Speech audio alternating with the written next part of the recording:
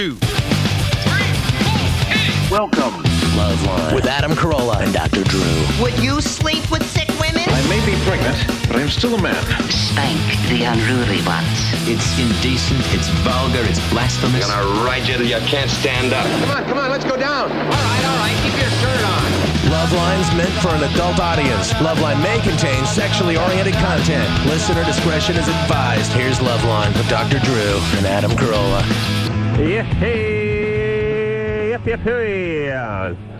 All righty. See the pig call? All right. I shot my wad in the first 3 seconds of the show, Drew. That's it. I'm tapped out. You're going to have to carry it. That's fine. All right. Don't get smug, Drew. It's very unbecoming. This is LoveLine. I'm Adam Carolla. That is Dr. Drew. He's a board-certified physician, addiction medicine specialist, and I'm looking at Drew's chair. Which is awesome. It's an awesome chair. I don't remember the name of the person that gave us these chairs anymore, but... We really should fly her out here and let Jennifer? her show. All right. My thoughts and prayers are with the woman and family who brought us these chairs. No, and business. I did not know how miserable I was till this. Yeah. You know? Is this wonderful? Yes. Absolutely. And, Mike, I know that the rest of the Westwood 2 staff uses these chairs all day long. Am I correct? No, they do not. Why don't they? Because you made a big... I don't let them. You made a big stink out of you're it. so full of crap, Mike. Seriously, do they? No, you don't know. Of course they do. Casey has his favorite chair, and Leykis stands up. Oh, Leykis stands up. That's right. That's what I would do. I actually, that's the difference between me and Tom Leykis. He stands up to do his show. I would like a cot to do the show from. I know you would lay down if you could. Nobody get him any kind of easy chair, please. Oh, boy, if I could get some sort of recliner set up in here. I'm telling you, we got to get the TV fixed, Drew. Dude, I can't concentrate without the TV on, Drew. All right, Drew, why don't you move your chair up a little and get involved with the show tonight? This mic isn't right. That's why I moved it down. Yeah, but don't you want to be above the mic looking down into it? Like with some... here's what I look at. Drew, I look at the mic as the audience. Yeah. You know what I mean? When Mussolini went out to address the people, when Hitler went out to address the people, he didn't do it from the basement. Yeah, Adam, I knew... He did it from the balcony. Do you understand? Your political views are going in that direction, but... I'm not talking about politics. I'm talking about power. I like to look down on the microphone. All right, let's go. All right. I really don't give a... All right. Did I give the phone number out? Do it again. 1-800-LOVE-191. Fax number 310-854-4455. The Offspring will be in here tomorrow night. And the next week we hear Tom Arnold and Toad the Wet Sprocket will be in here, who I'm very much looking forward to meeting. Toad? Yes. Yeah. Always been a fan of their music. Sound like great guys. Have some mutual friends and would love to meet them. The last time they were in here was like about 5 years ago, right? It's in like, what, Catherine Wheel, Toad, and like Rage. Rage Against the Machine was in here back then, remember? Oh. I like when you abbreviate the bands. Yeah, Rage, Toad. Kathy was in here. But it's just Kathy's Wheel, Rage, Toad, Beasties. But it's so bizarre. That's the last time that we had that sort of group of bands. In the big glam rock band, K. All right. Ray, 20. There she is from Kentwood Office Furniture. Julie Kaminsky from Kentwood Office Furniture, your leader in office furniture for over a fifth of a year. Ray? Yes, I'm here. Hey. Hi. Hey. How are you? All right. What do you need? Well, I've been married for about a year now, and me and my wife dated about 2 years, I guess, before we got married. And we've always had a very active sexual relationship with each other. And one of our favorite activities is oral sex between each other. And up until here lately, she has loved giving it to me. And now she's just having some sort of difficulty. And she doesn't know what the problem is. What is the difficulty? Well, she just can't do it. She starts gagging, or she just can't do it. She doesn't want to do it. No, she wants to. No, wait a minute. Well, she says she wants to. Right, and she doesn't like doing it when she does do it. Yeah. Well, I take gagging as a compliment. I usually get I get oral pleasure while the woman rattles off livestock in an auctioneer type format, Drew. If you ever get that, it's an insult. I don't know if you've had imagine. that. Yeah, no. Or when they carry on phone conversations and their voice sounds exactly the same as it would. All right. So I would consider it a compliment if she would gag and keep on but doing it. where is she? Is she around right now? Where is she? She's at the house. I'm at a payphone. I mean, oh really? I feel sorry for your wife. I mean, she is uncomfortable. Hold on, you left the house to get on a payphone to call us? No, our phone is disconnected because we're fixing to move. Oh, okay. So. Let me give you a moving tip. Go ahead and disconnect the phone and the electricity after you move. It just makes things that much easier. Yeah. Okay. But we do appreciate you going down and paying hard-earned money to talk to us on the phone. What has changed in your relationship other than this? Because let me tell you something about oral sex. I'm going to be dead honest about this oral sex, so I hope everyone's listening carefully. Neither sex, with the exception, and listen, there's always a fringe element that's into anything of a group. Right. But when I speak for the masses, for the majority. Speak. Tell us the truth. Neither sex is much into oral sex. Neither gender. It's not bad. It's all right. If they had a different way to accomplish the same thing for that person, they do the other thing. You see what I'm saying? You mean if you had some sort of device you could clamp on, or you've cloned your mouth somehow, and you could be in the next room eating out of a jar of peanut butter while your mouth was upstairs humming away? Yeah, absolutely. This is what I believe. I know it sounds like I think the vagina's half empty, but this is the way I look at oral sex. But you do it. And I'll tell you why you do it. You do it because you love the other person, because you care about them, and you enjoy seeing the pleasure that they're having. Now, when you get to the point in the relationship where the oral sex dries up, that means the caring is leaving, too, because you only did it because you cared. Or something. Or there can be other sort of feelings that come up that are disturbing and make the whole act kind of unpleasant. Have you ever, out of curiosity, you guys get any kind of arguments? Actually, here lately, our relationship has gotten a lot better. Were you ever in arguments before? Yeah. Did you ever strike her? No. Nothing like that ever happened? No, we were never physical. Okay. Well, abuse. All right, do you still do oral sex on her? Yes. Now more than I used to. All right. A little compensation. Try to guilt her into it. All right, I would just talk to her. That's all. Yeah, don't force her. Do not force her. Well, do not. Well, look, no, you don't force her, because that doesn't get you anywhere. I saw an interesting interview the other night with Goldie Hawn where she was talking about, what a woman wants in relationships. And she was pretty honest in this interview. And she was talking about how women just want to be touched and held and don't want to feel that they have to do something or they need to be had in some way. They just want to know that somebody cares a lot about them and wants to be close to them. Right. And it takes quite a bit of this nurturing. Nurturing. Sorry. And physical closeness without being overtly sexual to get a woman into the act. I know, but here's the problem. It's a fundamental problem that is plagued mankind since mankind landed on the planet. Boy, I'm real eloquent tonight, aren't I? It's really quite striking. Clear as a bell. Which is, guys get the erection. A guy can do as much... Really? Would you let me finish?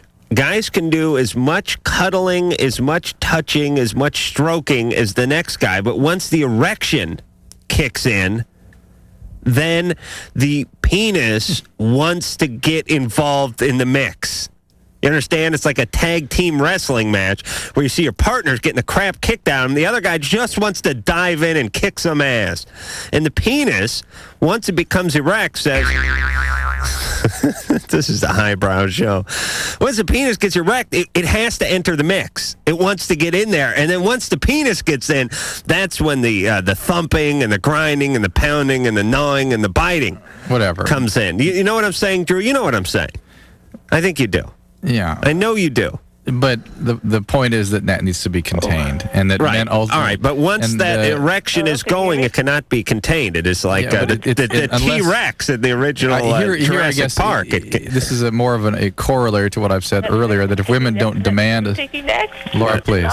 Laura, hold on. Oh, Laura, quiet for a second. If women don't demand men behave a certain way, they won't. That's right. And men have to be taught. I mean, really taught in detail what it is that woman needs. Well, here's what you're saying. For a man to get his needs met, ultimately, just the way a woman needs to know what a man's all about in order to get her needs met. All right, the penis needs to be trained, It is very dysfunctional. We already have that on a car.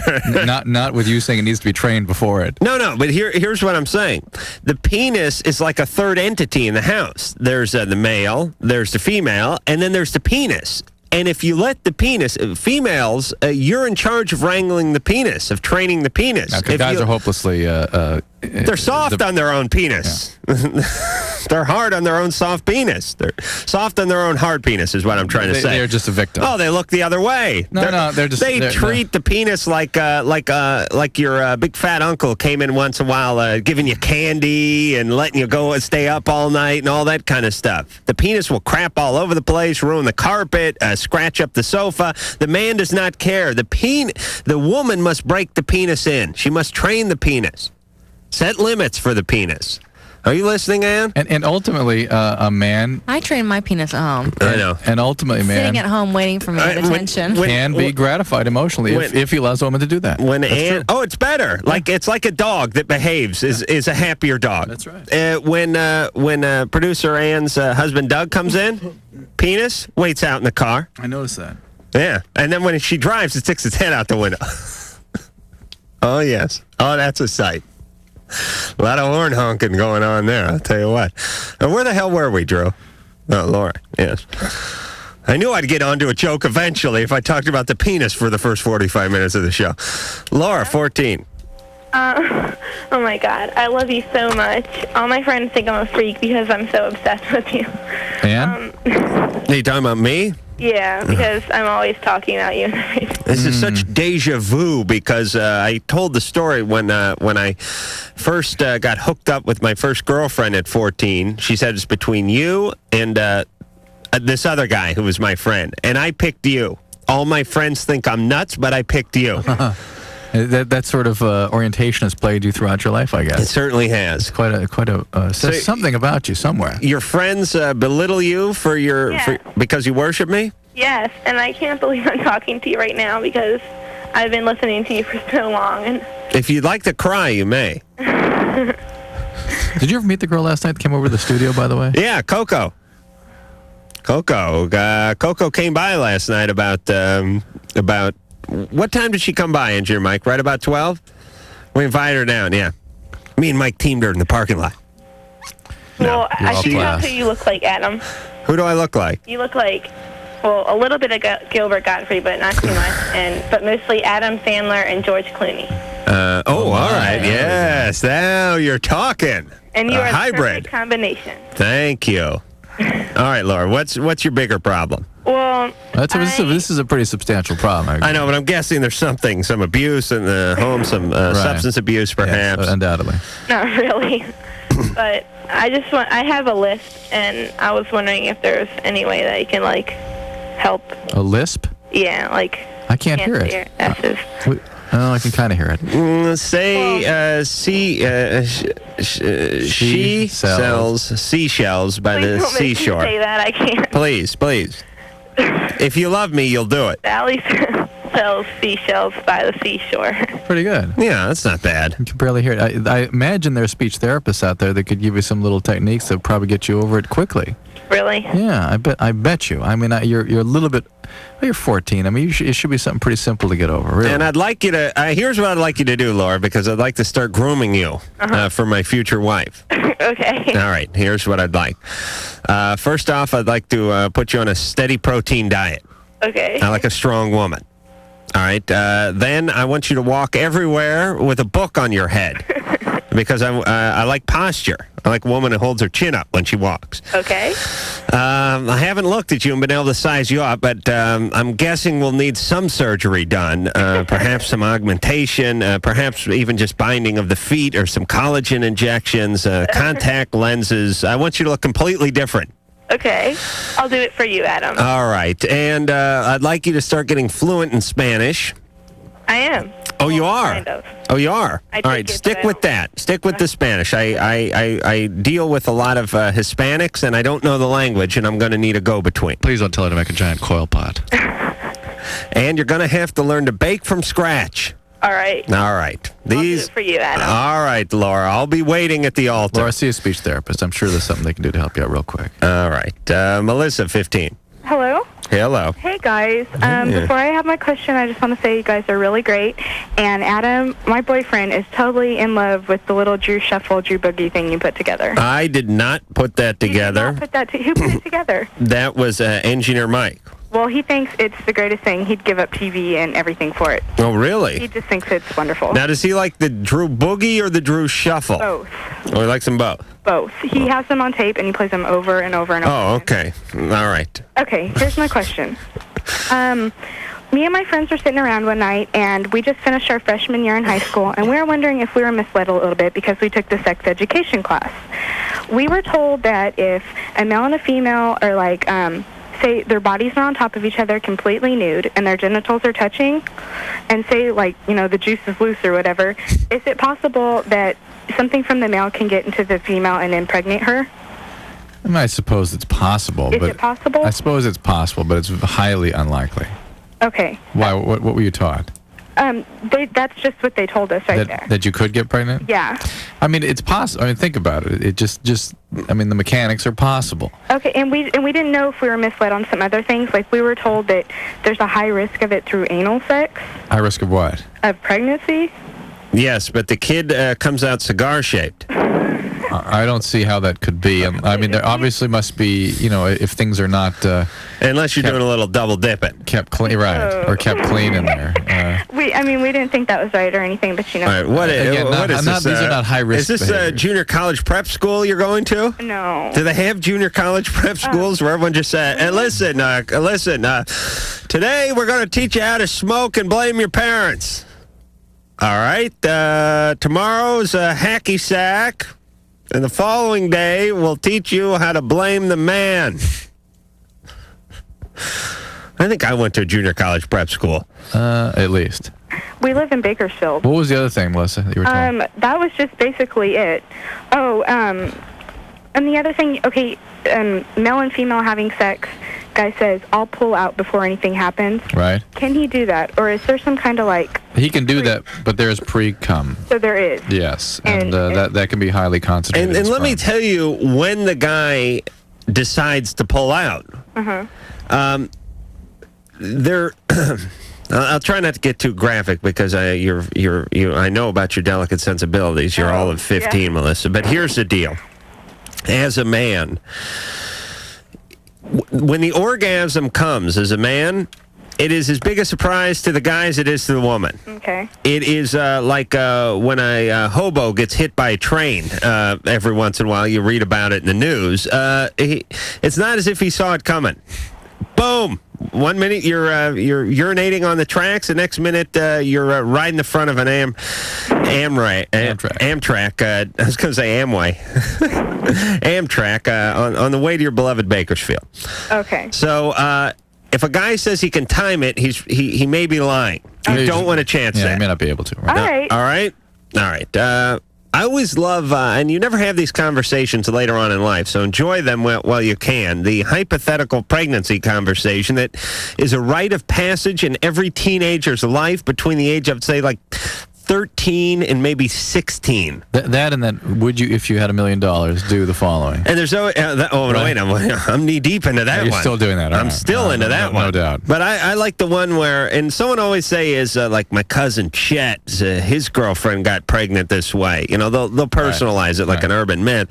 He was at the zoo and a baboon masturbated onto some of onto its feces and then threw it at her.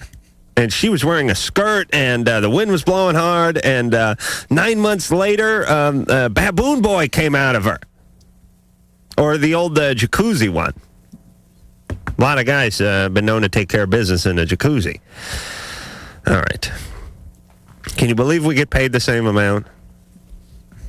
Kim. Yes. You're 18. Hey, how you doing? Good. Long-time listener, second-time caller. All right. I just, love you guys. Best radio show, best show on MTV. You guys rock. Wow, we're digging you now, Kim. We're going to give you extra good advice, not that bogus BS we give to everyone else. What's up, Kim? I was just wondering if I can ask one quick question before I get to my actual question. Yeah. It's about, I already know about the thing about Rockoculus, so it's cool. I just want to know how'd you get Mahalo. I stole it from the Hawaiians, who were overusing it. Oh, I see. But under-promoting it. Oh, cool. The Hawaiians are the laziest people linguistically on the planet. I'm convinced of this. They have 3.5 letters in their alphabet. There's 4 words, mahalo, aloha, and macadamia nut, I think, which is the other 2. That's all they have. And then they have to form sentences out of those 3 words. Mahalo, aloha, macadamia nut. And then they'll change the order. Aloha, mahalo, macadamia, or nut macadamia.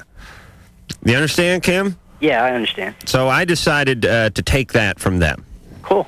I think it's kind of smart because when you go to Hawaii, all you hear is mahalo. You don't hear aloha. Everything is mahalo. Don Ho, at the end of a show, what does he say, Drew? I'm sure he says thank you and mahalo. Because did you have to couch it with I'm sure he says? Well, because you just say what he every says. Time, here's what you first hear. What does Don Ho say at the end of of his show? Mahalo. No, here's what they'll say. Thank you and mahalo. Which is like saying thank you and gracias. And the first... It really is. It is. It's like saying thank you and thank you. And the first time you hear that is every time the stewardess gets on the mic on the way to Hawaii. Every time. Well, the peanuts, the movie will be Ed, the monkey movie will be shown. It's $8 for headsets. Thank you and mahalo. Every time the mic goes on, clicks on. Yes. And you get off the plane on every trash can, mahalo. Mahalo. On every welcome mat, mahalo. Drew, talk about me driving material into the ground. Well, but yet you've never, and if you've been on the mainland, you've never heard that word. It is so I true. never heard it till I went to Hawaii. Drew, you know, if you don't know what mahalo is, you've not been to Hawaii. You've not been to Hawaii. That's right. That's what you can tell. We got to start exporting mahalo T-shirts. It's going to be bigger than Hang Loose was in the mid-'70s. When was I there? Like 6 months ago, and I looked through the entire Honolulu airport for anything with mahalo on it to bring you back. You couldn't rip off a trash can and bring it back for me? 4 billion things with aloha on it, nothing with mahalo. All right, we need to talk to an export company and get mahalo on the continental United States map. Hey, Kim. Yo. We're late for a break. I'm reading on the screen here you got kicked in the groin during the martial arts class, and now you got some pain in your urine. Pretty much so. All right. Oh, hold on then. Well, let us go to break. We'll get back. We'll talk about your penis. Thanks. Okay. I don't think they're aware of how much they suck. Hey, that's not very nice. You kissed my mother with that mouth? I mean, your mother? LoveLine will be right back.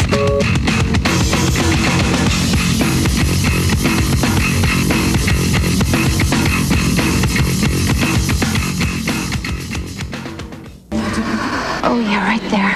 It's LoveLine. On WEBN.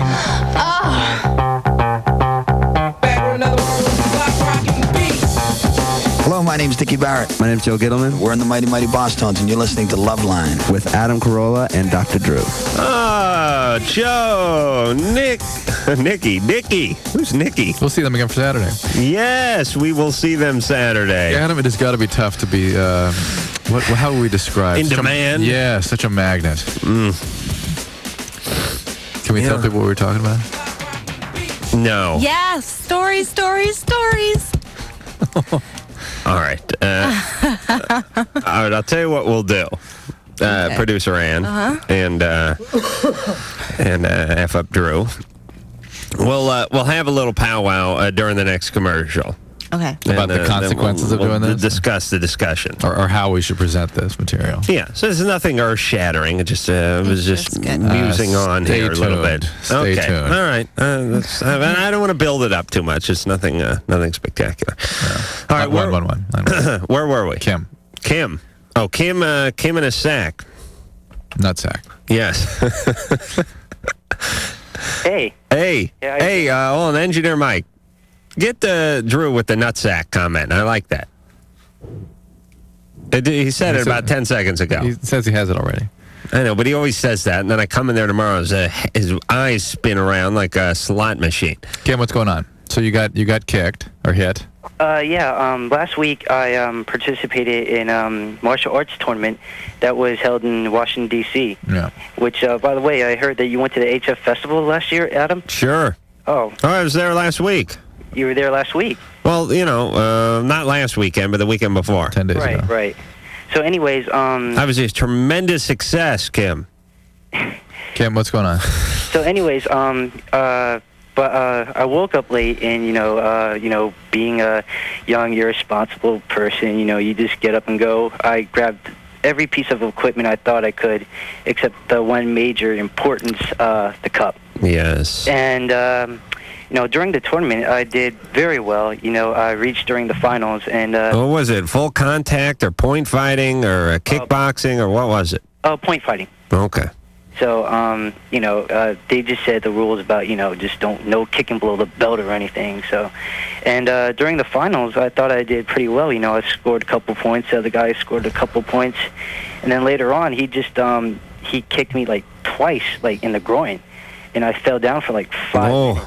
It's like the Karate Kid. When I used to fight a little martial arts stuff back in the day, and I was known as Shachokoi. What's up? It meant masturbating dragon. You didn't know they had names that were that complex, did you? No. But I'm delighted that you do. So, Kim, you were hit there, and then what happened? And then, I lost, of course. Yeah, but tell me the physical ramifications. What, did you get any swelling there? Basically what's been happening is just, every time when I go over to, I go and urinate, it's just, it's kind of painful. And, I had a physical, 2 weeks prior to the tournament, and the doctor said there was, nothing was wrong. Yeah, this obviously has nothing to do with anything prior to the tournament. This has everything to do with having been kicked there. Now, how long ago did this happen? About, a week ago. Any pain in the testicles themselves? Not really. Just was just that. Basically, when I urinate, it's kind of painful. And did it hit the testicles, or just hit the sort of the perineum, the soft tissue in between? I think he hit the testicles. All right. You need to get seen by a urologist. It's very important. You can rupture your testicles. You can disrupt the blood supply to them. You can disconnect the spermatocords. I mean, you can do all kinds of stuff that can cause problems. I mean, it really can. I saw a guy a few months ago who got hit with a hockey puck. Oh. Yeah, it just ruptured it just fractured like a boiled egg breaking in half. Was he wearing a cup? Yeah. He was? Yes, imagine that. Oh. And it was still direct contact there. Wow. Yeah. Was there a black scuff mark on it? No. Oh. It had to be operated on. Oh. And but there are things that it can be very serious, and it's probably not a big deal what's going on with you, but it does need to be checked out. All right. Stacey. Hello? Hey. Hi. Hi. Hi. What's going on? My boyfriend wants to, okay, I was with my boyfriend, and we broke up for a little while, and I've been with him for 4 years, and he wants to break up with me, or we broke up, and he wanted me. I messed around on him, and I was with somebody else, and now I've gotten back together with him, and he tells me that he wants me to wait for him and be faithful, but yet he told me that he has a date this Saturday with some other girl and that he's going to be with her. Is this some kind of retribution for what you did to him? Yes, it is. He's saying that it's not, but it is. Well, this is no kind of relationship, is it? Why do you want to hang around for this? Because I screwed him over. Well, okay, so the relationship is in trouble. Why'd you screw him over? Because I was not sure. Of what? Of myself, of everything that was going on. I lost my job. I lost my self-esteem. I almost lost my life. How'd you almost lose your life? Taking it. Okay, so this is part of a bigger Yeah, but now I'm okay, and he tells me he wants to be with me, but yet he wants me to wait for him. He wants to make sure that he's ready for me. Well, he's just paying you back a little because you hurt his feelings. But worse than that, he has no ability to concern himself with you or your needs, and certainly is doing nothing to support your lack of esteem that you have for yourself. You know, he's only putting you back in that same position of powerlessness. He's preying on the weak. Yeah, he's really you may have been doing better. Well, guess what? This guy's going to see to it that you could fall right back into that pit you were in when he had you before. And I don't think this is a good thing for you. He told me that he wants me to get better. Well, when I get better, then he wants to be with me again. But he wants to make sure that I am something that he wants. All right, well, why doesn't he get involved with that process, which doesn't include dating other women, while he's waiting for you to get better? Sounds like he needs to get better. He says he might not be with this person, but I really think that he is. He needs to get better. How old is this guy? 23. What's he do? Does he work? Yeah, he works construction. Okay. He drives a big truck. All right, that's enough. I work construction. I know these guys. This is a mistake. Well, that guy in his nuts earlier on the radio, I was waiting for you to get to me. I'm glad you can have a sense of humor about your life. I've got to. It hurts. All right, I understand. Do you have any kids? Hell no. Oh, good. Okay. I can't take care of myself. How can I have any kids? Thank you, Stacey. You do have some judgment. People driving by the studio are honking their horns and flashing their high beams. Yes, yes. No children.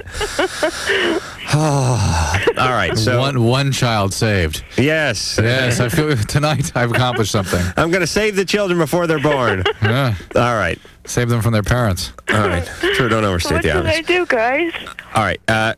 Here's what you need to do. Do not be in a relationship right now, because you lose yourself in a relationship. You get a little nutty in a relationship, and you need to focus on taking care of yourself, Stacey. Yeah. You need to get your feet on the ground. You need to mellow out. You need to work through a few issues. I don't know what happened to you in the past, but I'm guessing there's been a couple of things that have happened. Yeah. Early on. Are we right? Yeah. Oh, yeah. I also got raped before I was with this other person. Yeah, all right. Okay. And you know what he told me? He told me that I wanted it, that I could have stopped it at any time. All right. I would love to talk to a guy that says stuff like that. I would know what the hell goes on in that guy's mind. But you are an a-hole magnet. I didn't care about myself, so I tried to push him away. Hang on, Stacey. Repeat that. Adam, wait. Adam. I think I'll break out the reverb. What do you want me to play? Hang on, Stacey. Hold on. He's making a very, very profound statement. Profound, not eloquent, but profound. Stacey, you are an a-hole magnet. Why, thank you very much. And you laugh like a mad scientist. I'm not mad at you. I'm mad at your daddy for not pulling out sooner. Wow. So you guys going to talk, or do I have you dumbfounded? Oh, boy, this is great. Stacey, you are completely insane. Thank you. I am 5150. I go to mental health. This is a true situation, though. We know it is. We're kind of taken aback by your. I'm laughing, Drew. I don't. This is what you call. This is a great example of emotional lability.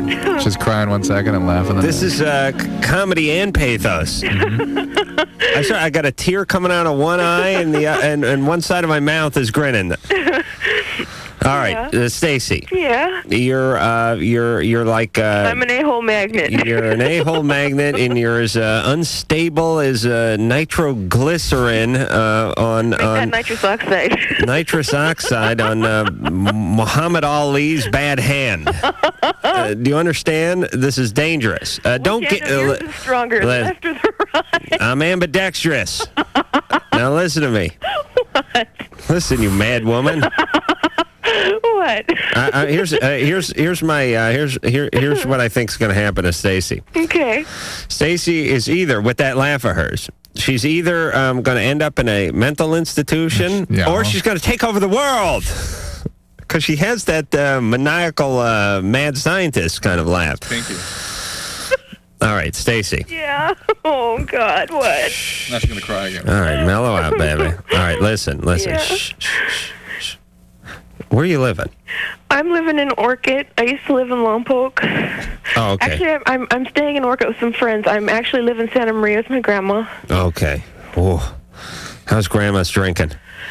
Grandma quit drinking. Oh, she did. Stacy started to. All right, Stacey. All right, Stacey. Yeah. Listen to the truth for just a second. Okay. You've had you're only 21, and you've lived 3 lives already.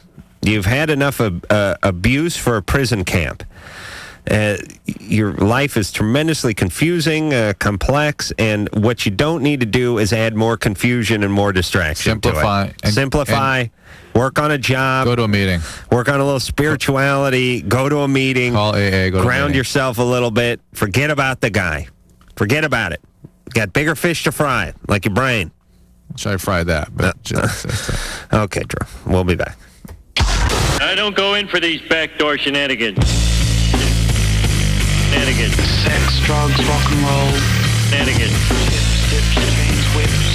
You know, basic high school orgy type of thing. LoveLine, I'll be right back.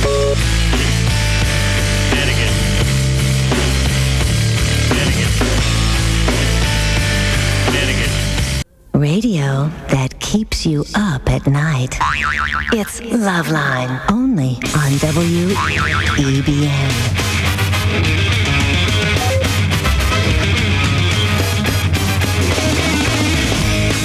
Hi, this is John Favreau, and you're listening to Loveline with Adam Carolla and Dr. Drew. All right. Last time I saw him, I got along with him. You waved at him at the MTV Awards. We had a very pleasant exchange. Really? Which kind of surprised me. What are you talking about? I had a very pleasant... Was I there? Yeah, but you were talking to Kennedy or something. Hi, this is John Favreau. Drew, are you going...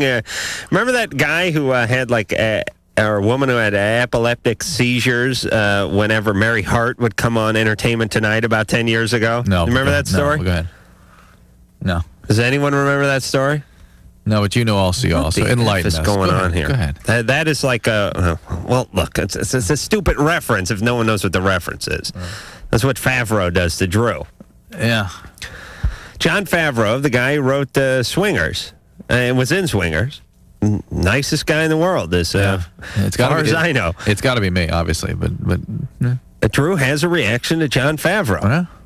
All right, but you saw him at the MTV Movie Awards. Yeah. It was the Movie Awards. And what happened? You talked to him? Yeah. I didn't see you talking to him. A couple sentences. I mean, not a huge you dialogue. waved at him when you walked past him. No. A little more than that. But okay.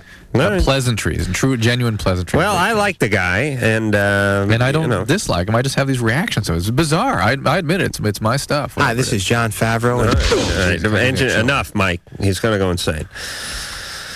Rob, 29. Hey, what's up, guys? Hey.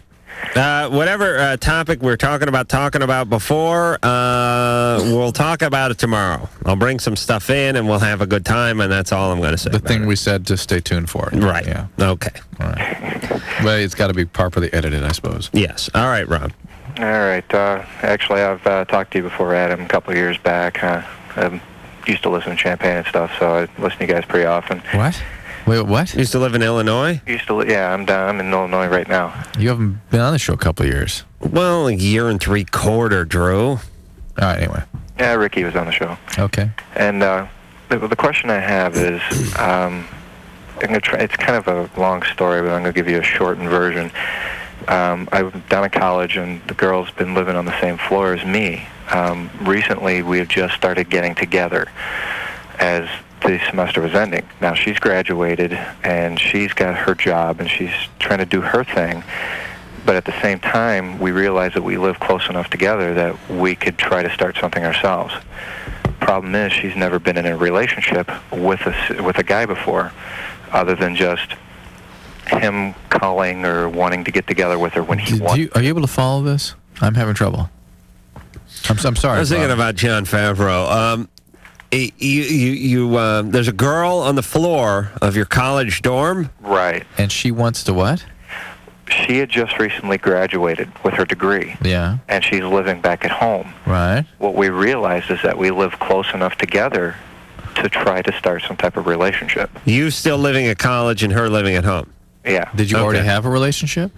We kind of started about a month and a half into it. It's so bizarre the way he's couching all this. I guess I'm trying to make it quick.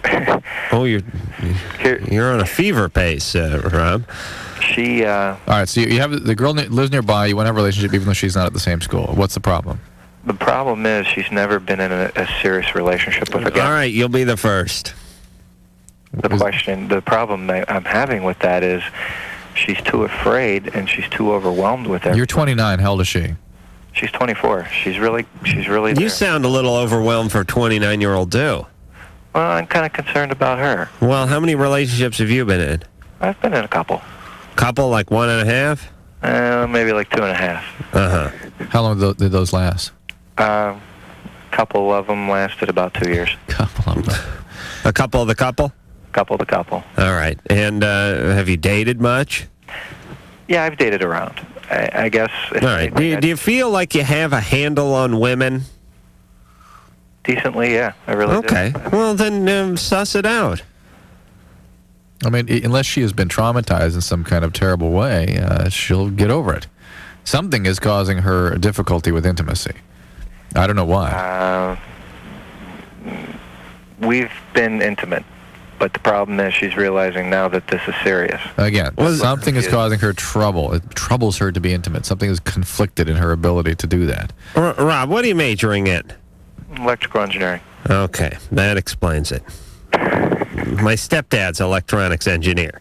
Oh, yeah? A guy can, build a DC-10 out of junk in the tool shed, but he has difficulty with the conversations. It's a different part of your brain. Right. That engineering part of your brain becomes huge, and then the part that makes you be able to communicate with others shrinks. The human part. The human part shrinks. The mechanical part, huge. He has you bang on one ear, a Rector set comes out of the other ear. I guess the major concern I have with all this is I've known her for the past year because of school. And I started having an attraction towards her last semester, and she started picking up on it and interested in me. Okay, Rob, please, do not turn this into some sort of mathematical equation. It's always difficult. Yeah, but it's like, Rob, you turn it into one of these things where they give you a handful of yarn and a thing of dried spaghetti, and you have to build a structure that'll support a 22-pound Brunswick bowling ball. Don't think about it. You like her, you're attracted to her, Right. Go ask her out. And if you have a good time, go out with her again. Don't examine everything. Right, you need more facility with your feelings. You need to get more in touch with how you're feeling about her and how you're going to manage those feelings, and don't overthink, over-rationalize everything. You're into her, call her up and ask her out. Yeah. She's not been out before? Good. She'll appreciate you that much more. Ryan. Hey, Hey, you're 14, you little bugger. On Sunday, you gave some advice to this a guy who, and I took your advice about, I just asked her out on the last day of school. Oh, was I talking to you or someone else? Me. Well, you were talking to someone else. But You took the advice. But you took the advice. yeah, well, because I had the same question kind of thing. Oh, okay. All right. Here's what the question was. The following day, Monday, was the last day of school. Which reminds me, I'm giving a commencement speech tomorrow. Oh, you are? Yeah. Right. Now, I want to go over that commencement speech, by the way, in a few minutes. You have it? Yeah. Oh, you do? Yep. Where is it? Was there? Mm. All right. Let's go over a few points on that. I'll give you my notes, and we'll punch it up a little bit. I'm the script doctor, Drew. You may be the board-certified physician, but I'm the script doctor. All right, so Ryan, I told this young man to go in and go for broke. Ask her out, because if she declined, you had the whole summer to forget about her, and you didn't have to go back to school the following day and face ridicule. All right, so Ryan, what happened? You asked a girl out? Yeah, and we're going out tomorrow. Yeah. It's kind of like a group date, though. Oh, I don't care. It's all right. At 14, that's a good way to go. That's right. At 14, it's a group date, and at 24, it's an orgy. Yeah. So, should I, make a move or anything? Well, now, how did you arrange the group date? Well, I signed her yearbook, call me or, Right. if you want to, Here's what I suggest. Let her know that you like her. You got to get her liquored up. And try to figure out what she would like. Be very sensitive to what she seems to be wanting you to do and what her needs are. All right, hold on. Let me translate that. Ryan? Yeah. You never really want to get shot down, but you want to keep moving forward, but you don't want to get your hand slapped and you don't want to get told off and all that stuff. I mean, she doesn't want that, really. No, but pick up her her body language. For instance, you make a little excuse to touch her. You know, you say, I'm going to do it to Drew. Don't do it. I'm doing it to you, Drew. Don't you affect you picking up my body language? Come here, Drew. Come on, get some sugar. There you go. You go like, hey, that's a nice shirt. Right, that's wonderful. Is that new? Already. Yeah, I feel better. You got a little something there, huh? No, but I mean, and what I did is I just touched Drew's shoulder and I sort of felt the shirt. What is that?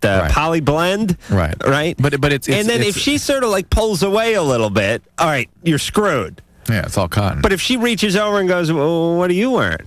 And touches you, you're in good shape. But don't assume that she wants you to be clawing at her or to be, attacking her. No, I'm just saying, feel it out. Who suggested the group date? She did, actually. Okay. That usually is a bad sign, but because you're both young, it's she may just want to, feel you out in the company of others. Focus on having a good time. How many folks? How many? She wants to know somebody likes her, wants her, and wants to have a good time. How many people are going? I think about 5 or 6. Are any of the guys better looking than you? I don't think so. Good. Hey, good. Because you know what, Ryan? Just have a good time. Okay. Have fun. Be yourself, Ryan. Be yourself. Have fun. Okay. All right. If she has fun, she will remember the event fondly, even if she wasn't planning to be attracted to you. And don't have a real strong agenda. Don't say, I'm going to get A, B, and C done. Yeah. Just go, have a good time, be relaxed. Don't overthink your sentences too much, and just enjoy. And then when she feels comfortable with you, you go out on the second date with her. All right, Ryan? Yeah. And that's when you make your move. Okay. All right, see if your older brother Chip can drive you in the van. Oh. All right. Please, I'm kidding, Drew. Are you in touch with how awkward it was back then, going out on those dates and that whole whole thing? It's so horrible that it's hard. It's hard to be in touch with it. You know what I mean? It's so uncomfortable and so awkward. All right, but let me say this about the young dating thing, and this is life in general. As uncomfortable as it was, is as exciting as it was. And I don't think I'll ever get that uncomfortable in the presence of a woman or out on the date again. You won't care as much. But I'll never get that excited about grabbing a bra strap again in my life either. You know what I'm saying, Drew? Yeah. That's how life is. Yeah. It's like money. Yeah? When you're 14 and someone gives you $100, it's, oh my God. Yeah. All right, now at 30, 32, 33, what am I? I just turned 33. $100 doesn't mean anything. It's going to take $1,000. And the ante gets upped. That's what I'm saying. This is back to your gerbil theory of life. Absolutely. I began to float up and away from my body. Lady, you better get back here. If you're not here when LoveLine returns, they're going to be pissed. Float.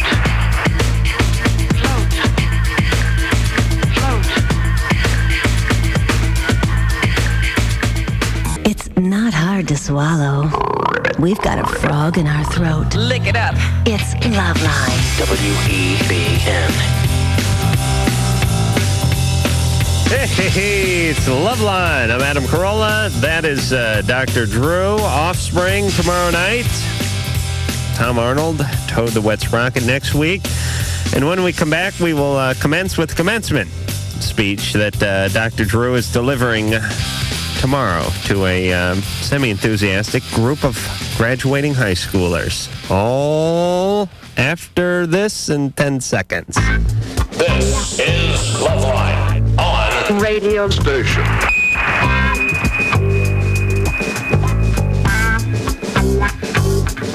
WEBN, Cincinnati. All right. This is Loveline. I'm Adam Carolla. That is Dr. Drew. Phone number 1-800-LOVE-191. Fax number 310-854-4455. And it is graduation time.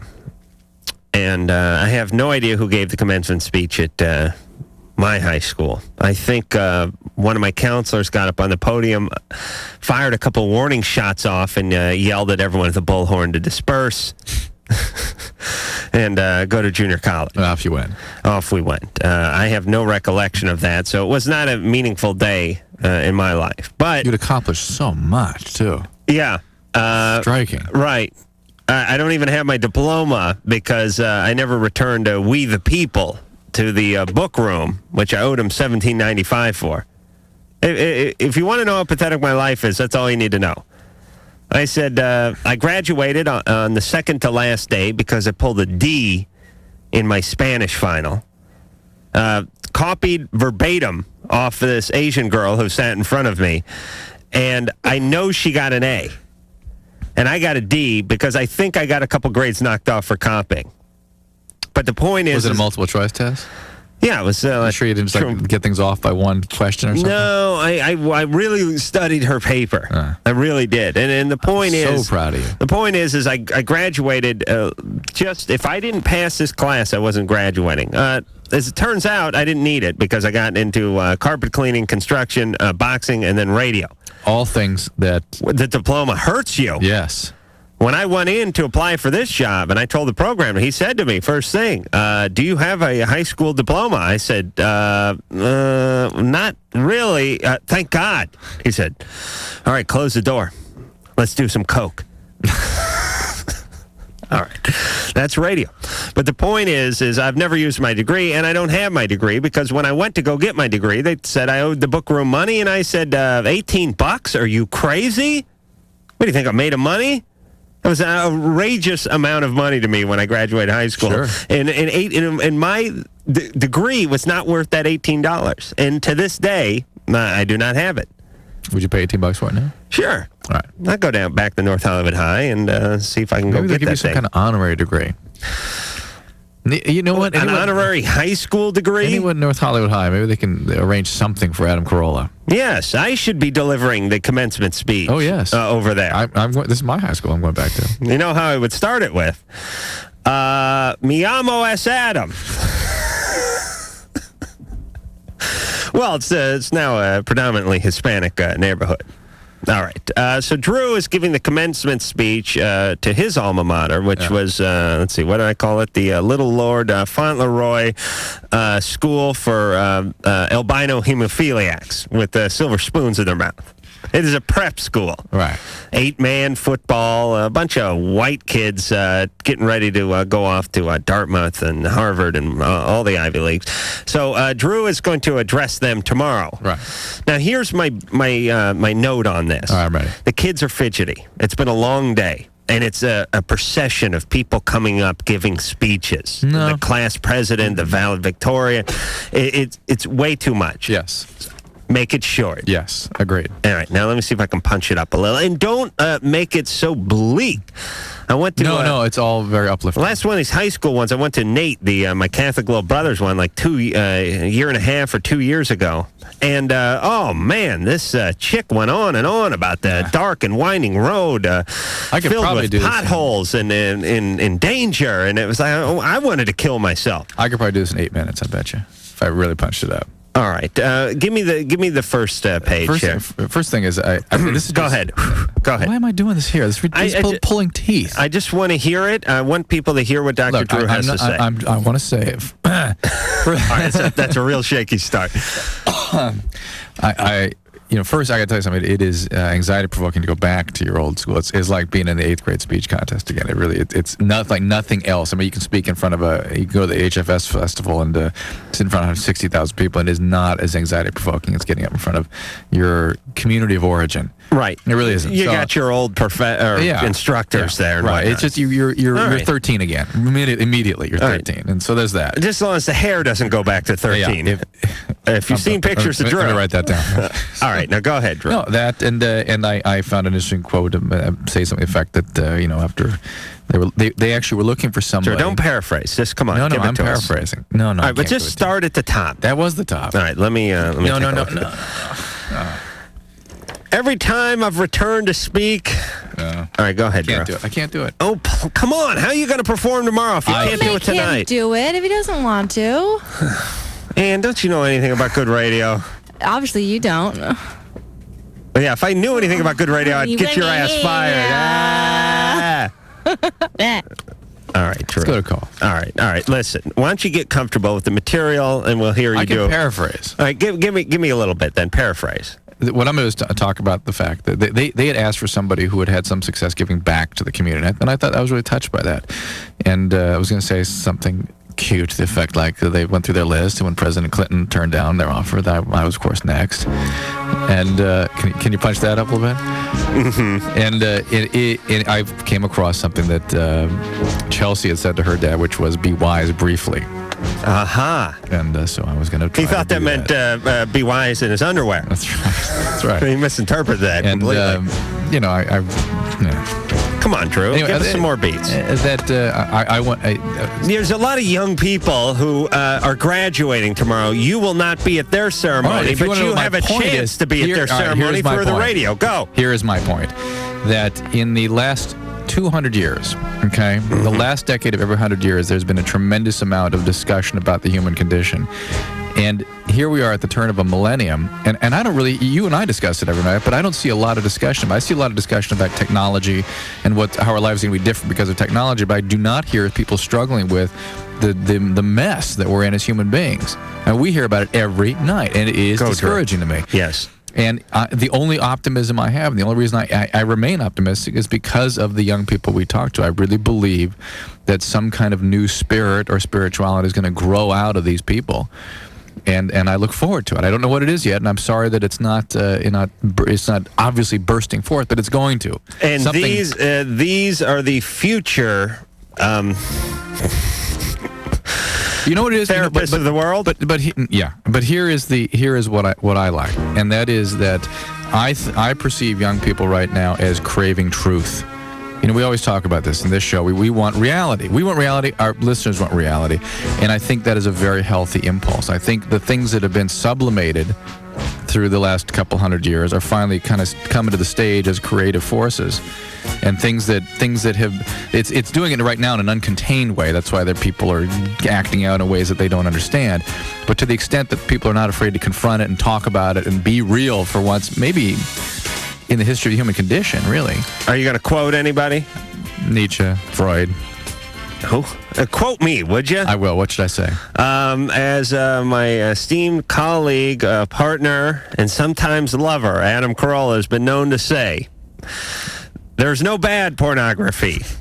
Mi amo es Adam. There's good pornography, and there's great pornography. Thank you. And I'm having a kegger back at the Drew house. Sarah, 22. This kind of runs into what you were just saying. Okay, I have two questions. First one, this is really short. I have narcolepsy, and I was wondering if there's any way to help cure it without taking medications. I imagine there are techniques. Most of what I've been involved with has been medications. Well, I've been on medications, and I switched several times, and I got extremely, extremely ill from it. Do you know, there's different kinds of narcolepsy, there's different ways of categorizing it. Do you know what kind of narcolepsy you have? No. What about going to one of the sleep centers? I'm sure you've been. Because I've had some sleep difficulty. Is it a sleep disorder or is it narcolepsy? I mean, it's kind of different. Okay, then what's the difference? The lady who diagnosed it said it was narcolepsy. Okay. Who was the lady?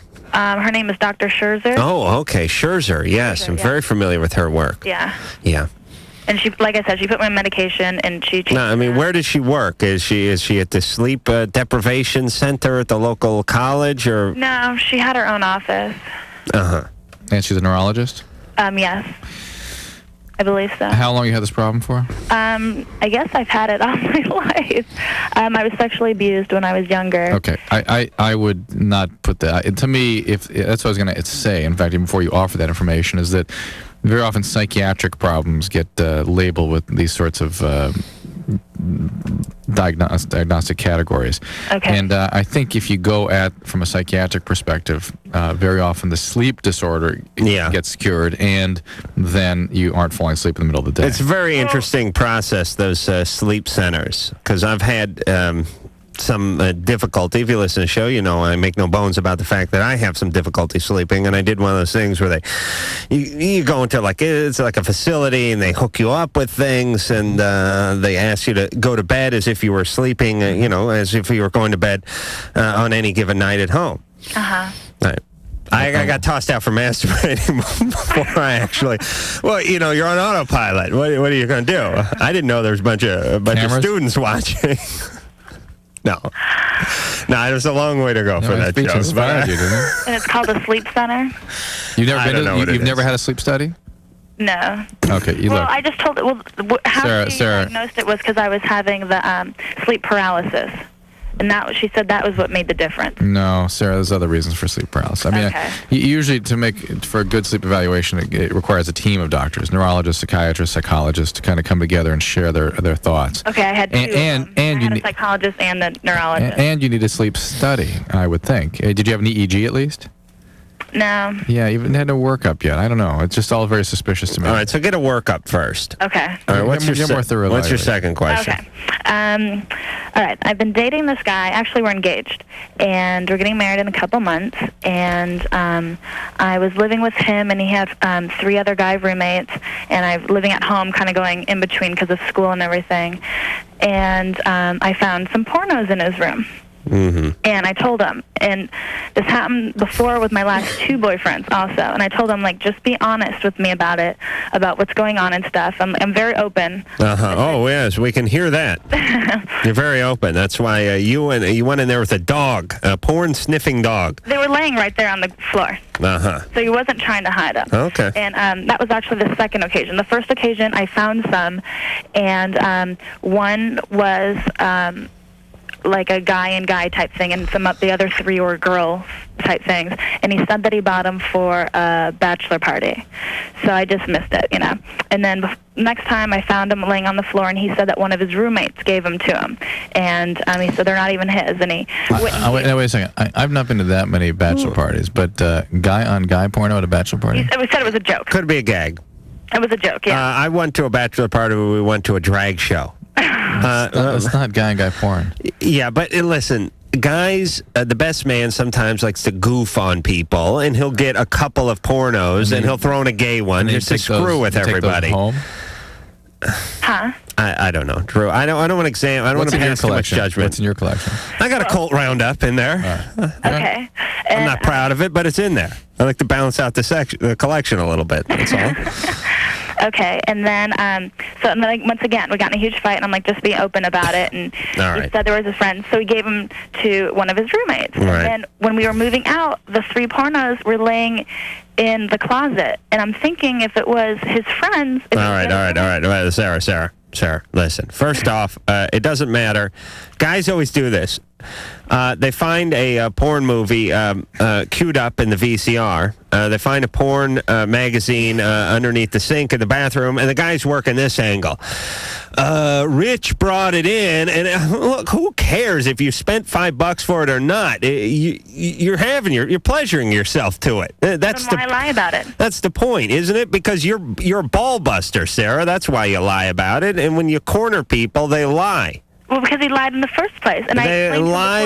No. Listen, Sarah, you create an environment that makes him frightened to tell you that, yes, he likes to look at a magazine every once in a while. But I judging by Sarah's demeanor and past, and his unwillingness to express and show his real self to her, she has reason to be concerned, I think, because God knows what else he's hiding. Really. Okay. I get that vibe. Don't get married to the guy, but here's what I'm saying. Oh, by the way.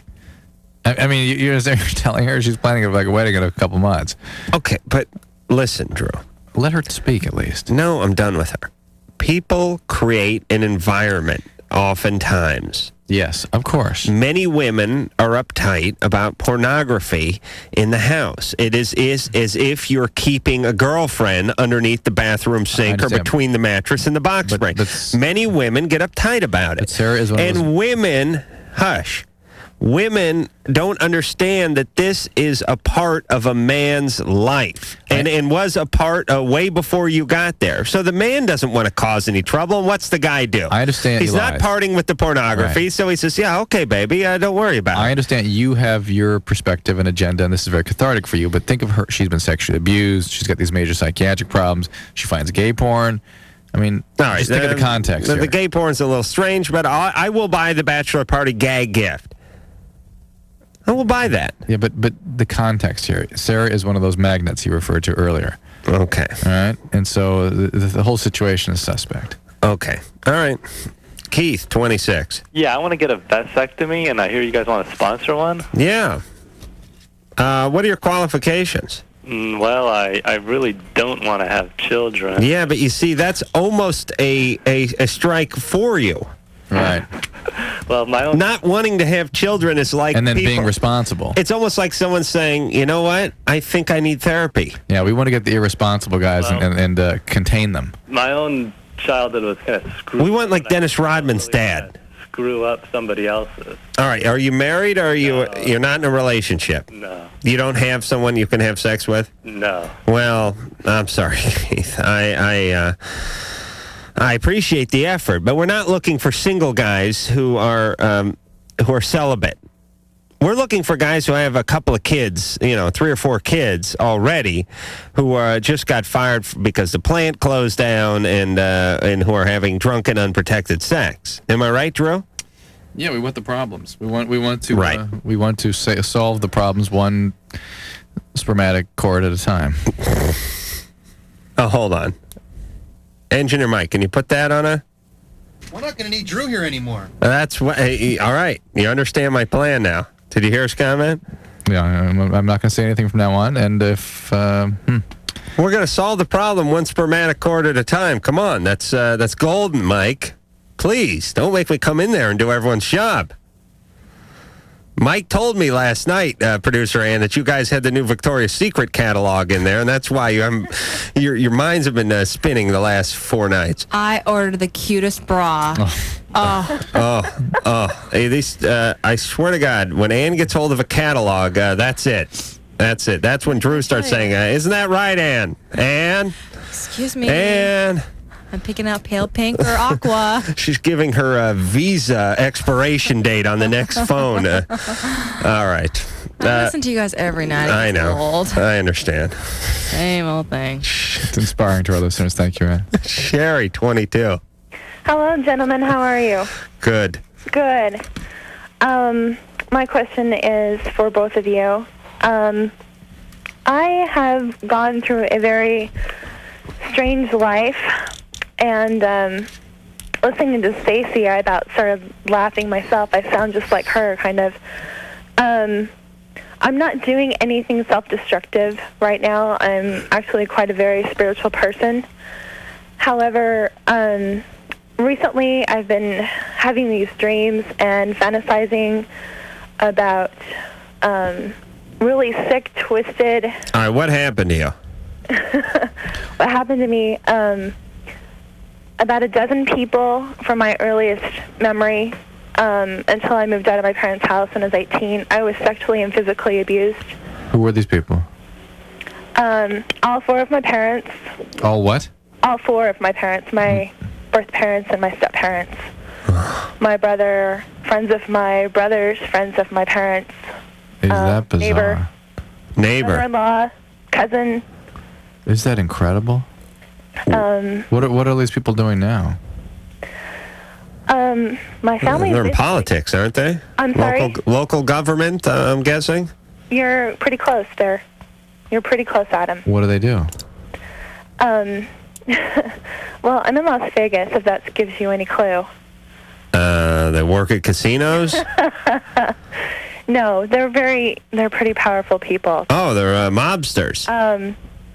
And wow. Some of them are, and then some of them are, just regular people, just run of the mill. But Jumps. I saw Goodfellas. But they're all so severely disturbed this way. Isn't that interesting? And all right, so Sherry, when did this start? At what age? The earliest memory that I have of any of this going on was when I was 2 years old. I mean, just imagine this, though. This is a whole community of people where that's just how families relate. Yeah, but let me just try to make sure we have our facts straight. It started with your mother and your father before they broke up, both physically or sexually molesting you? No, Adam. My real mother and father physically abused me. Okay. And they were divorced when I was 3 years old. All right.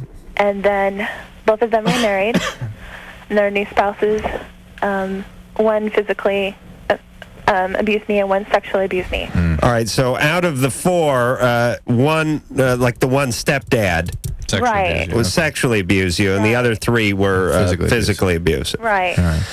Okay, and then the neighbor got into it, and The neighbor down the street got into it. Another neighbor got into it. An in-law? When you say the neighbor, was it the neighbor kid, or was it like the adults? Kids, teenagers. And how old were you then? It happened when I was 5 to 8 years old. Okay, Drew, don't go to Nevada. For Christ's sake, if you're not getting raped in the bathroom, you're getting raped. I haven't lived here all my life. You're getting raped at home. It happened somewhere else. So This happened somewhere else? it happened in another state and also here. All right. Yeah, don't go to Nevada anyway. You know. All right. All right. So this is like eerie. And when did you? How old were you when you figured out that this was not what was going on everywhere else? Yeah. I've always known my whole entire life that it was wrong, but I didn't realize the seriousness of it until I was about 16 or 17. Did you have and you say your brother? Do you have another sister? I don't have any blood. I have a half brother and a half sister, and the rest of them are step family. And the step is the one that abused you? Yeah. Hey, you know what I say about My that. sibling who did anything like that to me. Your brother what? My brother was the only one who abused me. One of my sister's husbands Of the family. attacked me. Yeah. One of your what? My brother-in-law. Oh. My stepsister's husband attacked me. It's sexually. Right. Sherry. Oh. So, when did you get out of there? When I graduated from high school. So you've been gone a while. Right. Did you go to college? Yes. Good. How do you support yourself? I work 2 jobs. Drew's going to write dancer. No, sir. No. No, I'm a very spiritual person. Well, something's gotten you through this, I'll tell you. That's the only thing that kept me alive. What do you do for a living? What do? I'm an accountant. And then I also do some things with boxing. Ring girl? No, I'm an assistant to Cut man? a boxer's athletic management team. That's really? Incredible. What division's the guy fighting? Heavyweight. Oh, how's he doing? Right now he's a sponsor for HBO. Well, he will be. He signed a contract with them. Oh, really? Yeah. What's his name? George Foreman. I don't know if I should say. Well, you can say who it is. A little plug for the fighter. Mr. Bowe. No, Riddick? Wait a minute. Oh, he raped you too, didn't he? No. No. Okay. No. Don't even go Rick there. Bowe, I thought he was trying to get back in the military. He doesn't really know what he wants right now. Okay. I know he's a little confused. He signed a contract with HBO. All right. You give the guy $10 billion and he gets a little confused. He thinks he wants to join the Army. All right, listen, Sherry. Yes, sir. All right, listen. We have to go to break. Okay. We've been talking to you far longer than we should, except for you've had such a interesting, and pardon me for saying that, and tragic past that it warrants a little more time than your average, 15-year-old that got the soccer ball in the nuts, which is the theme of the show tonight. Right. So just hang tight. Okay. We'll get back to you, and we'll figure out how you sorted this mess out, because here's somebody that has had the absolute worst of the worst happen to her, yet she's going on with her life. She's gainfully employed, and she seems to be reasonably grounded. This is someone who was molested repeatedly by not only the entire family, but the block. All right, we'll get back and finish with Sherry after this. Why don't you try rapping it this time? Yo, kick some favorite stuff in LoveLine. I'll be right back in a minute. I'm sorry, that was really bad. You're just not street like me.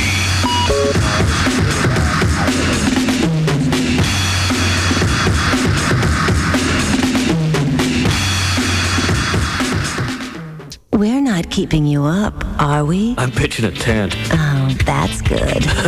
It's LoveLine. WBBN. Hey there, this is Jimmy Pop. And this is Lupus. And you're listening to Love Lines. We're the Bloodhound Gang. Dr. Drew will solve your problems. Adam will give you some. Yes. I like zesty guests who punch up the liners. Remember those guys? Yes. Yes, he kissed you. Bloodhound Gang. Oh, he did, yeah. Yeah, with his tongue. Yeah, that was weird. All right, Drew, don't make me relive that, please. I'm not into the kissing thing. I barely like kissing women. Do you like kissing women, Drew? Yeah. Oh, you do? It makes you more heterosexual than I? Yeah, maybe it's just they like. Maybe they just like they like kissing me more than they like kissing you. Shush up. You like to kiss women, Adam? It's good for a while, but then what, I like don't know. French kiss? Or? Yeah. It does lose something when you finish your 20s. Yeah, there's something about it. There's something, I don't know. I like hugging. We are pathetic. Let's get on. This is really pathetic. I'm a groper now that I'm in my 30s. I was a smoocher in my 20s, but I've moved on to groping. Yeah. No, never dry hump anymore. I miss dry humping. Yeah. Yeah, that was awesome. Why don't we do that, Ann? That's not cheating, is it? Well, if we don't... The next break? If we don't kiss, right? Uh-huh. And there's no exposed flesh. Right. We certainly There's could no dry hump. penetration. There's just And bumping women up against each other. Women, if you dry hump correctly, it really could be better in sex. Forget about it, yes. Right? Oh, yeah. Because it's really, the best part of sex. Exciting. It's very exciting. It has all the necessary elements for a woman. Uh-huh. Uh-huh. Yeah, the excitement. Yeah. There's anticipation and the mystery before the inevitable disappointment. That's the dry chafe. All right. No. Where were we? All right. Well, I can't remember everything. All right. Just Sherry. Yes, sir. All right. So you were passed around like a joint at a Doobie Brothers concert your entire life, and now you're relatively sane. Did you have treatment? I went to 3 different therapists, and none of them lasted very long because they couldn't handle me.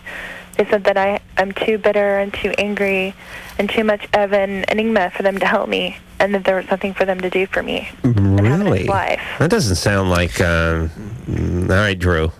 What's going on, Drew? Well, I just wonder if, sometimes some difficult patients really are a big hassle, and some therapists don't want to take it on. I didn't cause any problems. No, I understand, but it can really be a challenge, and so you have to have a lot of room in your practice and able to take on a project like this sometimes.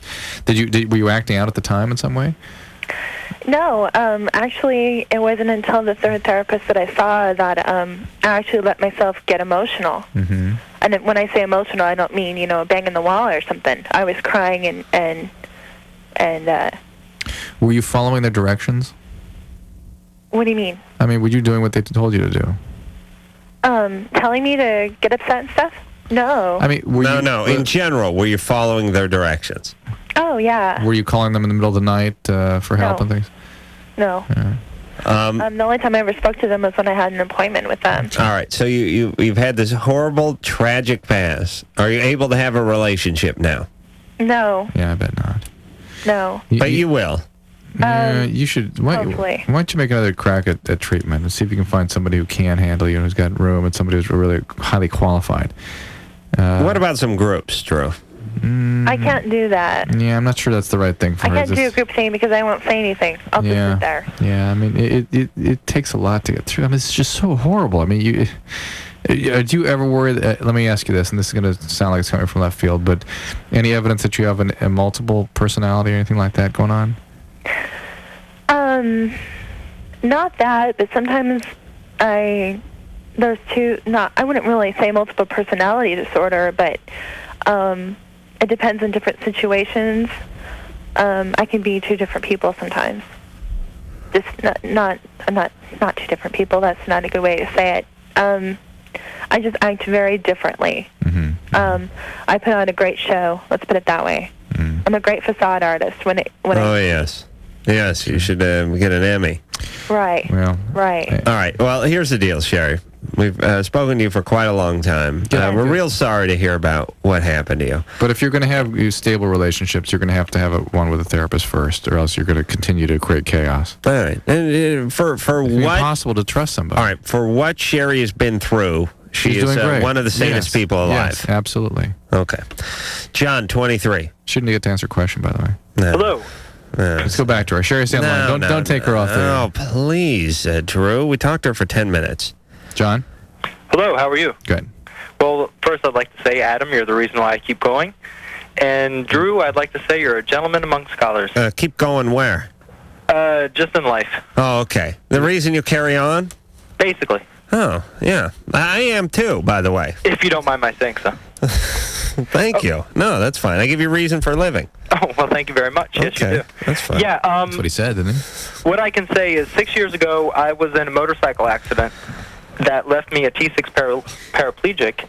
And before then, not that I was a Casanova, but I did okay with women. Mm-hmm. Well, since... Now, hold on. Where's the T6, Drew? Thoracic? Yes. It's the sixth vertebrae down. He has his arms are fine. Okay. It's just below the nipples by about an inch or so. Yeah. All right. I wear my nipples real low. What kind of injury? Like a chimpanzee. What happened? I was in a motorcycle accident. Motorcycle, all right. Yeah, I made the unfortunate mistake of drinking and getting on a motorcycle.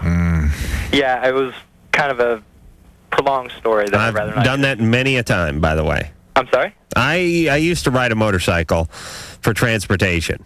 Had a couple of Ninjas and a 404 Honda and all that, and I used to do all that same crap. And I just... well, here's the thing. The road curved hard to the right, and I went straight. And I hit a guardrail, and I flew about 40 feet, and I hit a tree. And they labeled me a compression, and they said I was a Frankel... C complete, meaning that I couldn't feel or move. Yeah. But now they label me a Frankel B incomplete because I can feel, which is a really good thing. Oh, below the T. Oh, I see. Okay. See what I'm saying? Partial transection. And actually, got it. functionally speaking, I'm a T9. Like they gave me methylprednisone, which is, I guess, what they give a lot of paraplegics now, or just spinal cord injuries. Yeah. And that helped me quite a bit. Okay, good. But anyway, so like I was saying, before my accident, I wasn't necessarily a Casanova, but I did okay with women.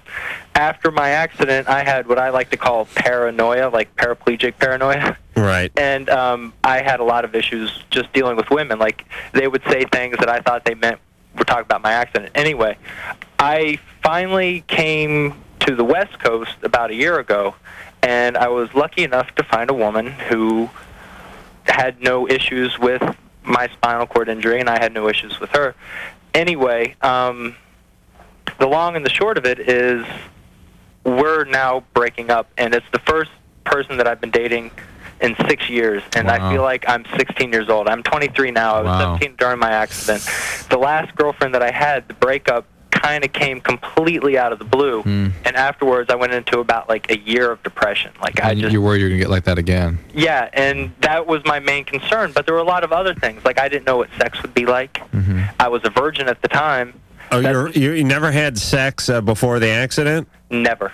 Let me say this, Adam. You would have been proud of me. I was keeping up with masturbation on a daily basis. Oh, really? Oh, my God. Well, that's almost rehab therapy for you. Well, here's the thing. Since my accident, I kind of even stopped masturbating because it did nothing for me.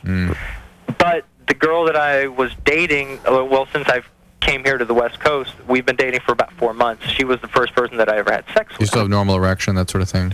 Yeah, I can achieve an erection rather easily. To sustain the erection is another thing. But, I mean, there have been times that I've been able to go for like an hour and a half. Hey, this reminds me, there is a new medicine out. Remember we talked about the stuff you can inject? Yes, the vasopeptide. But there's a new one that you put into the urethra. It's like as a suppository, right? Exactly. And it's called Muse. You just insert it into the urethra, and then you roll it around. But isn't that going to be caught up in the FDA for a long time before they approve it? I think it's being released. Really? Yeah. It's like you're trying to start a fire with your penis. Like you're going for your merit badge or something as a weebelo. Precisely. So you take this thing, you insert it into the hole at the end of your penis. Yes. Which hole? Oh, no, that's right. And then you rub it vigorously. Like, hey, have you ever seen those garlic peelers? Little rubber Trust me, tubes, I've you put the rubbed that garlic in it? Yeah. I've rubbed that area vigorously before, so I understand So that's going to be a great advantage. And how does that work? Does it work? Mm-hmm. Well, here's the cool thing about being the incomplete paraplegic. When we first started having sex, there wasn't much to it. Now, because I just felt a lot of pressure.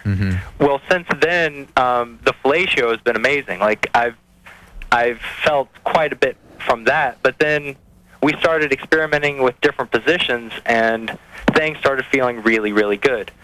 But like down there. But that's just because of my incomplete injury. But the bottom line is, the girl that I've been dating, she runs away from me quite a bit, and I come from Dr. Drew. I can tell you, I've been listening to you for a year, and just from that 1 year, I've learned that I'm quite screwed up.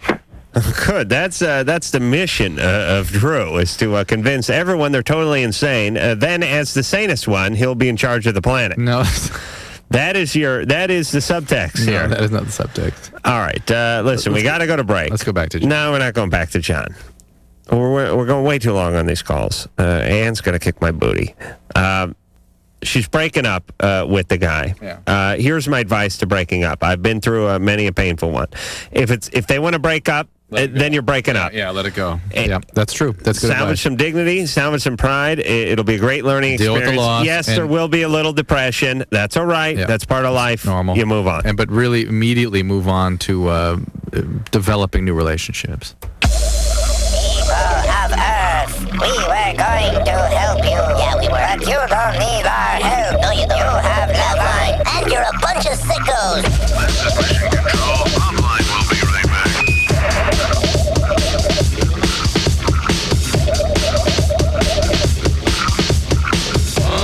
Man turns animal for the erotic pleasures of women. It's LoveLine. All right. WEBN. Hello, this is Justine. I'm Donna from Elastica, and you're listening to LoveLine. So don't go away. Ah, yes, Elastica. Where's that damn Elastica? What? I don't know. I look like I know? I haven't heard anything from Elastica in a little while. All right, I like them. I hope, remember Justine was all like, hey, it's Justine from Elastica. What was that, like a year ago or something? Oh, hey. Weird society we live in. Drew's smart because he doesn't pay attention to anything, and therefore nothing goes in or out. You know what I mean? Bell bottoms, shag haircuts, they're all still in. They're all in. They're all still in. But remember, and I don't want to sound cruel or anything. They're probably in the studio making another record or touring or something. They're the hottest thing going, but everybody's got to have a piece of them, and then now they're like, nobody's heard from them. Justine from Elastica was a really hot commodity about a year, maybe 14 months ago. She's pretty. She was dating somebody. You got Damon from Blur. Right, and it was like, hey, this is the next I don't know, Courtney Love or something, and then all of a sudden it's like, boom, you haven't heard her name in a year. I mean, nothing. At all. Have not heard Justine's name brought up once. Yeah, it's strange. All right. You know how you can tell, Ann? The interesting thing is we're now in the season of the radio summer concert season. Right. We got to do the K-Rock Big Weenie Roast coming up here on Saturday. And I was at the HF Festival last weekend. And you look back and you think about the bands that were there last year that were just on fire. And there's some of them that you just literally haven't heard of since last year's concert. And then there are bands like Beck, or guys like Beck, who I remember seeing Beck at the Weenie Roast about 3 years ago. And he was just like Beck in a pair of corduroys and a Casio doing Loser. And everyone was like, who's this guy in his Casio, and when's he going to get the F off stage? I mean, it was totally unimpressive. And then I saw Beck 10 days ago in front of 60,000 people just lighting up the crowd. Playing the harmonica, doing a hour-long set, stealing the show. It's amazing. All right. Next year at this time, I'll go, What's Beck doing? What's Remember Beck up? last year? Remember the guy Adam Carolla? Yeah. What's he doing now? All right. Hey, look. Mike like that. Engineer Mike's alive. Check his pulse, quick. For Christ's sake. You know I tell better jokes than that all night long, but Drew comes up with one mediocre one, and the audience goes nuts. Kyle, 15. Yeah, what's up? Hey, Kyle. I've got a love problem. Because, okay, I'm with this girl, and, I love her a lot. And she's been in some bad relationships. And so she's having trouble trusting me and telling me that, that she has feelings for me, too. I mean, she's told me that she loves me before. If I tell her I love her, she'll tell me she loves me back. But, any other time, it's never brought up. She won't say anything. All right, so she's, been, bitten a couple of times. She's withholding. She has trouble trusting people. That would be... That's normal. Age appropriate, yeah. But the thing is, it must feel bad to you. Yeah, I mean, I'm, going crazy because, I love her a lot. Kyle, don't cling. Don't suck the soul right out of her. Don't put the screws to her, Kyle. You know what I'm saying? Yeah. I mean... I know you're a little needy, and it's a vicious cycle because the more insecure you get, the more you press on her. The more you press on her, the more she closes up, and then the more you press on her. Yeah. All right, so here's your job, Kyle. Your job is to somehow realize that she does love you in her own way, and that because of events that you're not responsible for, and that she's not responsible for, perhaps, she is only capable of so much at this given time. And if that is not enough, then you may have to get another relationship. You have to accept what the reality is. Don't expect her to be something she's not. Don't idealize her and insist she's something that you need her to be. Let her be what she is in the relationship, and if that's not enough, then you may not be up for the project. Everybody understand that there's no universal way of showing affection or love. There are certain standards that society uses, but some people, all right, this is becoming cathartic again, but some people express themselves differently. Give us what do you, personalize, what do you mean? Come on. All right, I am a guy who is, I don't send flowers. Because I can't think of a bigger waste of money than flowers. Yeah, every time I think of flowers, I think of a tool. I picture actually sending a palm sander, putting it in a vase of water, and then throwing it out in 3 days. Or a nice bouquet of monkey wrenches or something. All right, nice. Okay, Drew. but listen. What's up with you? We've been reading your Dixie Riddle cups over the weekend. But the deal is... Let me do the comedy here. Do you mind? Your family never gave gifts. So gift giving, any kind of giving is something troubling to you. Yeah, they were like a Jehovah's Witness without the religion. Yeah, they weren't into really gift giving. They weren't into stuff. So it's very uncomfortable. So expressing things is tough for you. Right, yeah. It is. On the other hand, I've never cheated on a woman. This is why, by the way, you and Ann get along so well.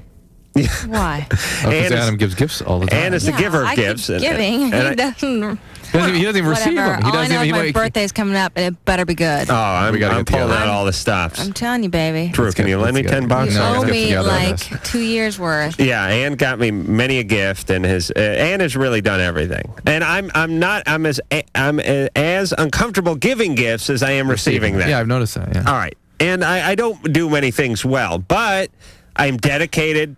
I never cheat. I don't lie. I'm totally supportive. I appreciate that, Adam. Like Ann gives a rat's eye. Ann would rather I just go off and cheat and then buy her an Angora sweater because she wouldn't be the one I was cheating on.